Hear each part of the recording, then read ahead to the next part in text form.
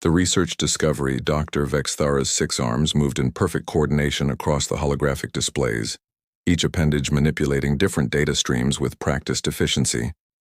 The Zelkian xenobiologist had spent the last 40 cycles studying the galaxy's apex predators, cataloging their hunting patterns, territorial behaviors, and expansion methods. Her research facility aboard Station Omega-7 housed the most comprehensive database of galactic predator species in known space.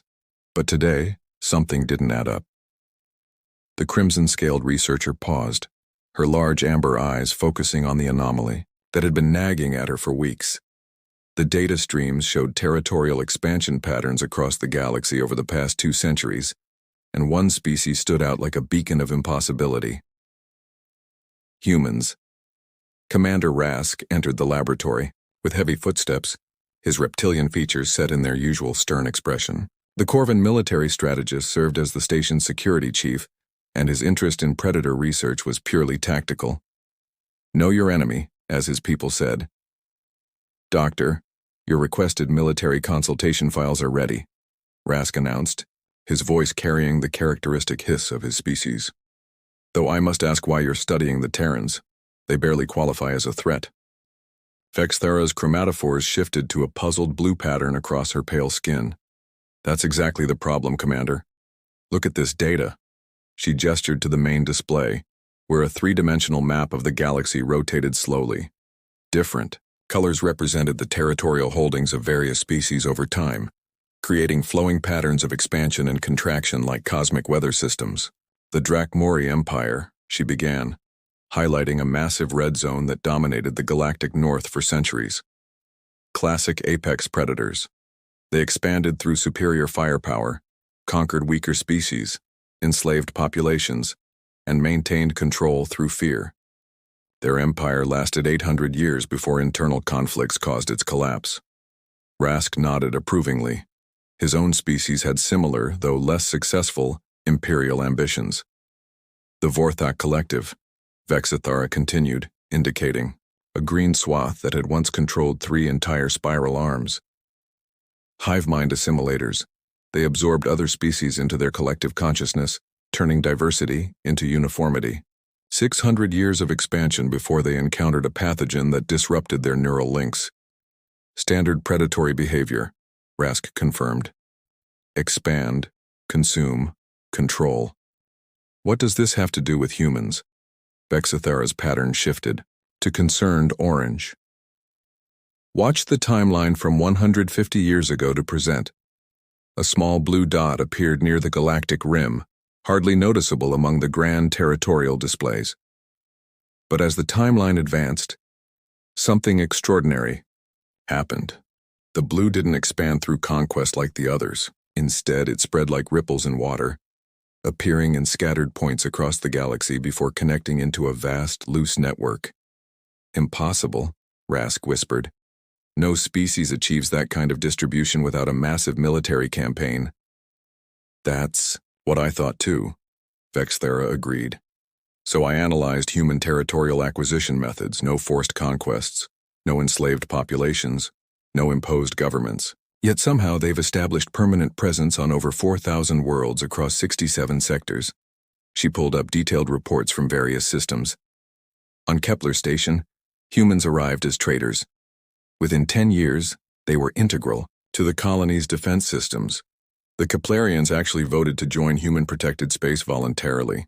Economic manipulation, Rask suggested, though his tone carried uncertainty. That was my first hypothesis, too. But look at this. The display showed trade balance sheets. Humans consistently operate at a loss in most systems. They provide more resources, technology, and services than they receive. By traditional predatory economics, they should have gone extinct decades ago. Rask studied the data with growing unease. In his experience, any species that gave more than it took was prey, not predator. Yet humans were clearly thriving. There's something else, Vexthara continued. I've been analyzing reports from human diplomatic missions across the galaxy. Their success rate is unlike anything in recorded history. She displayed a series of conflict resolution reports. The Zephyrian Civil War ended after 3 human mediators arrived. The Crystalline Trade Wars resolved within weeks of human intervention. The Nexus rebellions pacified without a single casualty after humans introduced something they call restorative justice. Perhaps they're using some form of mind control technology, Rask suggested, though his conviction was wavering. I thought so too until I found this. Vexithara's voice dropped to a whisper as she pulled up classified medical scans. I've been monitoring the brain patterns of species that have had extended contact with humans. There are changes, Commander. Significant neurological adaptations. The scans showed before and after images of various alien brain structures. In every case, areas associated with emotional processing, social bonding, and cooperative behavior had become more active and developed. They're changing us, Rask breathed, his military training warring with scientific fascination. Not changing, Vexithara corrected, her chromatophores flickering with excitement. Awakening. These brain regions exist in all our species, but they've been dormant or underdeveloped. Humans somehow activate them. She pulled up her most disturbing finding. Commander, I've been in contact with human researchers about this phenomenon.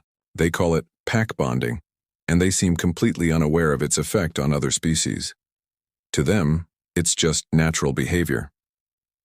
What kind of natural behavior rewires alien neurology? Rask demanded. The behavior of Earth's apex social predators, Vexthara explained. I've studied their homeworld's ecosystem. Humans evolved alongside pack hunters like wolves and dogs. They learned to form bonds not just within their own species, but across species lines. They can pack bond with almost anything that shows signs of intelligence or emotional capacity. The implications hit Rask like a physical blow. You're saying they're not hunting territory or resources? No, Commander. They're hunting relationships. They're pack bonding with entire civilizations. Before Rask could respond, the laboratory's communication system chimed with an incoming message. Station Control's voice filled the room. Dr. Vexithara, your scheduled appointment with the Human Diplomatic Corps has arrived. Captain Chen is requesting permission to dock. Vexithara and Rask exchanged worried glances.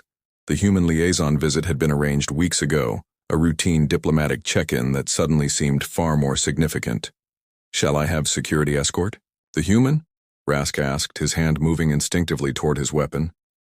No, Vexithara decided, her scientific curiosity overriding her caution. Let's observe this pack bonding in action. But Commander, monitor everything. If I'm right about humans, we're about to witness the galaxy's most dangerous predatory behavior. And if you're wrong? Vexithara's chromatophores shifted to a pattern Rask had never seen before, a mixture of fear and anticipation that made her skin shimmer like starlight. If I'm wrong, Commander, then humans are something far stranger than predators. They might be the first truly symbiotic intelligent species the galaxy has ever seen. As Captain Chen's ship docked with Station Omega-7, neither researcher realized that their understanding of predators, prey, and the fundamental nature of intelligence was about to be turned upside down. The galaxy's deadliest predator was indeed approaching their laboratory, but not in any way they could have imagined. The door chimed softly, and a human female entered their sterile research environment like a warm breeze cutting through Arctic air. She was smaller than most species they studied, with soft features and kind eyes that immediately sought connection rather than dominance. Dr. Vexthara, Commander Rask, I'm Captain Sarah Chen. Thank you so much for agreeing to this meeting. And with those simple words, accompanied by what humans called a smile, the most sophisticated xenobiological research station in the galaxy began its transformation into something unprecedented, a place where different species chose to belong together. The demonstration captain, Sarah Chen, stepped into the laboratory with the casual confidence of someone who belonged everywhere she went. She wore a simple blue diplomatic uniform, her dark hair pulled back in a practical style, and carried herself with the relaxed posture of a person who had never met a stranger. Wow, this facility is incredible, she said, her eyes lighting up as she took in the sophisticated equipment. I've heard about your predator research, Dr. Vexithara. Your work on the Drakmori territorial patterns is legendary at the Academy. Vexithara felt an unexpected warmth at the compliment. her chromatophores shifting to pleased yellow before she caught herself.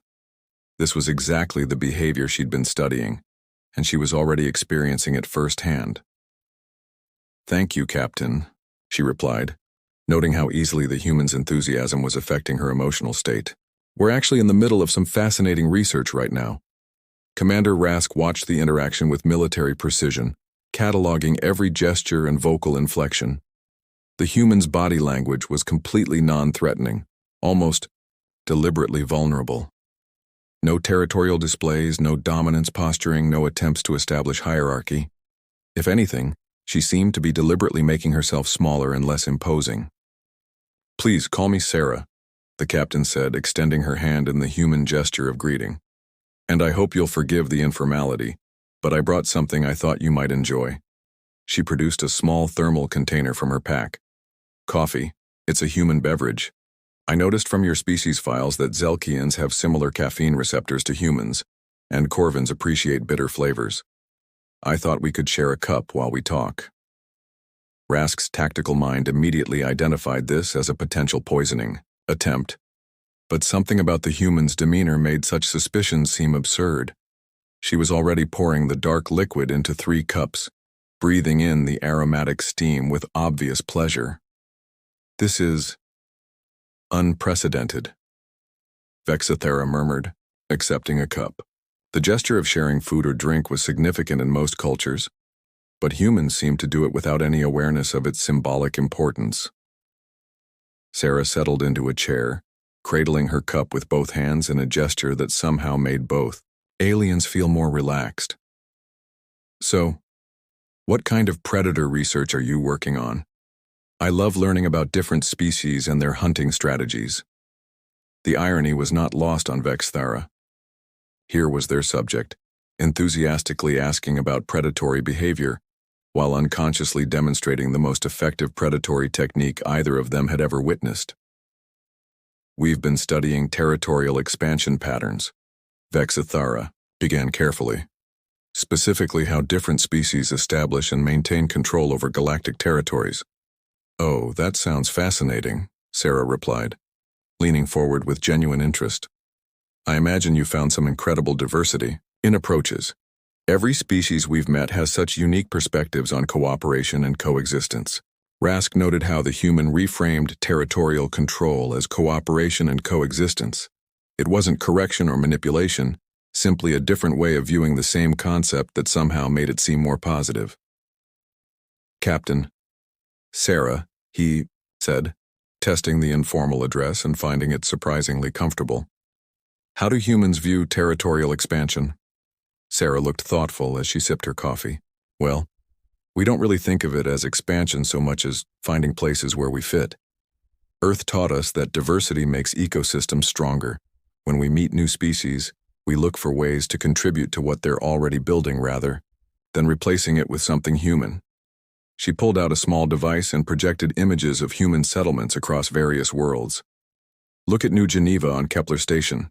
We studied the local architecture, climate preferences, and social structures for 2 years before we built anything. Our section of the colony is designed to complement Keplerian crystal growing techniques, not compete with them." Vexithara studied the images, noting how human buildings seemed to flow naturally into alien designs. Instead of the sharp territorial boundaries typical of most species, the transitions were seamless, organic. "But how do you maintain security?" Rask asked, his military training demanding practical answers. "How do you prevent conflicts or ensure resource allocation?" Sarah's expression brightened. "Oh, that's the beautiful part. When you genuinely care about your neighbor's well-being, they care about yours too. Security becomes a shared responsibility rather than a burden." She showed them footage from a crisis response on Kepler Station. Last year, solar flare activity threatened the crystal gardens that provide the colony's primary food source. Our human engineers worked for 36 hours straight to develop radiation shielding, while Keplerian artists created music to help the crystals maintain their growth patterns under stress. "Music helps crystals grow?" Vexithara asked, fascinated despite herself. "Keplerian crystals respond to specific harmonic frequencies," Sarah explained. "But human music has different mathematical patterns than traditional Keplerian compositions. When we combined them, We created hybrid harmonies that actually accelerated crystal growth. The gardens produced 20% more food that season. Raska found himself leaning closer, drawn into the story despite his training. And the Keplerians just trusted you with their primary food source? Sarah looked genuinely puzzled by the question. Of course. We live there too. Their success is our success. When your family is in danger, you don't calculate costs and benefits, you just help. Family? Vexithera's chromatophores flickered with confusion. But Keplerians aren't human. No, but they're people, Sarah said simply. They have hopes, fears, dreams, children they love, elders they respect. They create beauty and solve problems, and tell stories. That makes them family in every way that matters. The laboratory fell silent as both researchers processed this statement. In their academic understanding, family was a genetic and evolutionary concept tied to reproductive success and resource sharing within species. But Sarah spoke of it as something chosen, something that transcended biology. Sarah, Vexthera, said slowly, "How many species do you consider family?" The human woman smiled, and her expression carried such genuine warmth that both aliens felt their defensive instincts completely dissolve. All of them, I think. I mean, every species I've met has had individuals worth caring about. The crystalline, trade negotiators who taught me patience. The Nexus engineers who showed me 17 different ways to solve a single problem. The Zephyrian children who draw pictures of their dreams. She paused, seeming to realize something. I guess I never really thought about it before, but yes, if they're people, they're family. That's just how humans are.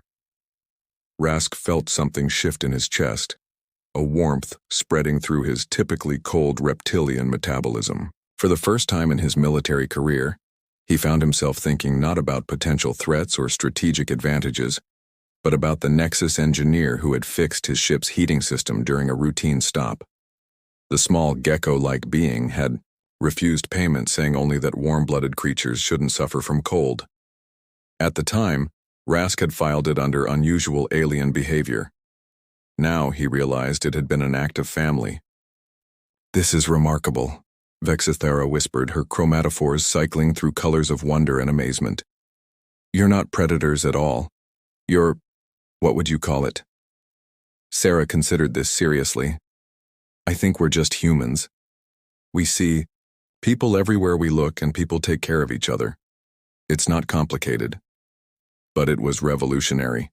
In a galaxy where species typically viewed each other as potential threats, resources to exploit, or obstacles to expansion, humans had somehow evolved to see family everywhere they went.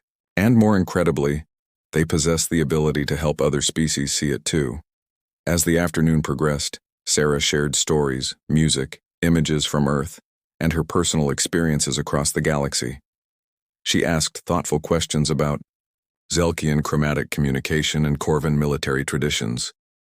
She listened with the intensity of someone who genuinely cared about the answers. By the time she prepared to leave, both Vexithara and Rask felt fundamentally changed. Not manipulated or conquered, but awakened to possibilities they had never imagined. "Thank you for the coffee and conversation," Vexithara said, as Sarah gathered her things. "This has been educational."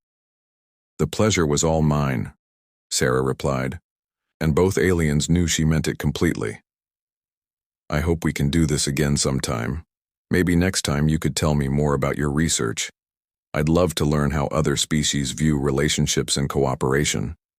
After Sarah left, the laboratory felt strangely empty despite containing the same equipment and data as before. Vexthera and Rask stood in contemplative silence, processing what had just occurred. "Commander," Vexthera finally said, "I need to revise our threat assessment." "Agreed," Rask replied, though his voice carried no trace of military concern. "Humans aren't dangerous because they're predators. They're dangerous because they make us want to be better than we are." Both researchers understood that they faced a choice. They could report their findings as originally planned, warning the galaxy about humanity's unprecedented social manipulation abilities. Or they could acknowledge that what they had experienced wasn't manipulation at all, but genuine connection offered freely and without expectation. "What do we do?" Rask asked. Vexithara looked at the empty coffee cups, still warm from their shared conversation. For the first time in her academic career, she found herself caring less about objective research than about the well-being of another person, a human person who had somehow become family in the space of a single afternoon. "We learn," she said simply. "We learn how to be family to a galaxy full of people we just haven't met yet." Outside their laboratory, the galaxy continued its ancient patterns of expansion and conflict, predation and survival. But inside, two individuals had been transformed by humanity's deadliest weapon, the simple, revolutionary belief that everyone they met was worth caring about. The galaxy's deadliest predator had struck again, turning potential enemies into chosen family with nothing more than coffee, conversation, and genuine kindness. And somewhere in the vast network of human space, Sarah Chen continued on her diplomatic mission, leaving behind a trail of friendship and connection that would reshape the galaxy one relationship at a time.